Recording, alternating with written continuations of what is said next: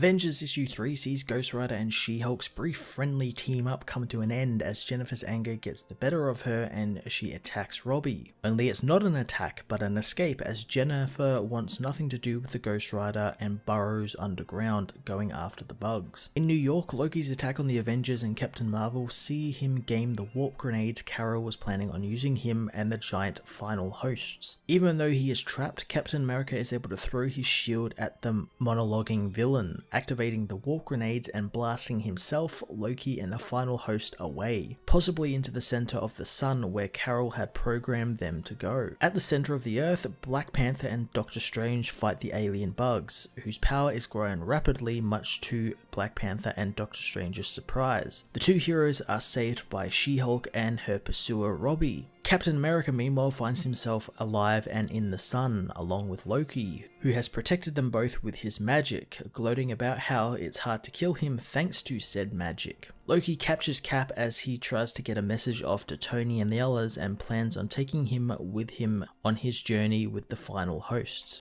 On Earth, the heroes learn Steve is still alive, but Alpha Flight Station has no idea where Loki and the final hosts have gone with him. Stark blames Carol for not stopping the dead Celestials falling to Earth, and the two begin to have it out until Ghost Rider, along with Black Panther, a car-sick Doctor Strange, and a trunk-dwelling She-Hulk arrive, saying they need the Avengers to deal with the bug infestation. At the North Pole, Cap witnesses the progenitor of the bugs, and he tries to convince Loki to release him as he knows there is good inside of him. Loki concurs, saying there is indeed a good guy inside of him, and if only Cap could comprehend what the Celestials were saying, he would view them as saviors. Loki reveals that the Celestials many years ago came to Earth for help, but were ruthlessly attacked by Odin and his Avengers team, and after many years, Loki found them again and wants to help them take their true forms, as their current forms have become plagued by an infection. Melting a hole in the ice, Loki says that he is going to take Steve to see the root of the infection that plagues them. Back in New York, the others catch up on what has been going on around the world, and they all come to the conclusion that they need to talk to someone who is an expert on Celestials.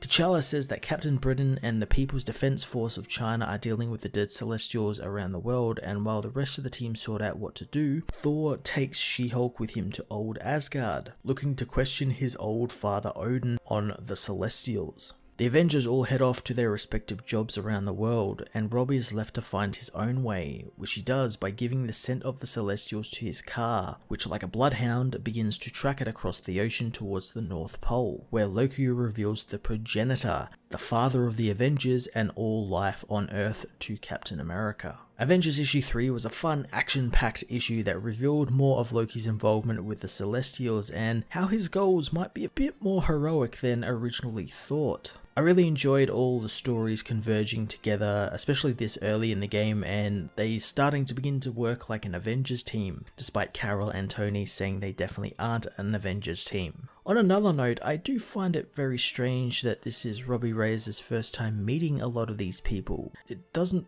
particularly feel right, since I'm sure he would have met these guys at some point during his series or in an Avengers book or a crossover or something, since he has been around for a while now. So I'm wondering if that maybe is like a reboot Jason Aaron's trying to like retcon his history a little bit to sort of fit in with his involvement with the Celestials or something. But I'm very intrigued to see what's gonna happen with that, as well as all of the teams. All the teams have really interesting jobs happening now, and I'm really looking forward to seeing what happens with them all. I'm going to give this issue an 8.5 out of 10. Hey everyone, thanks for watching my newest video. If you enjoyed it, you might also like to check out my other reviews here on my channel. You can also follow me on various social media platforms like Twitter by searching Matt_FOS, or even join the Comic Multiverse Discord server and chat with other comic book fans, including myself and Joel from Cape Joel. Want cheap comics and trades? Head over to the Book Depository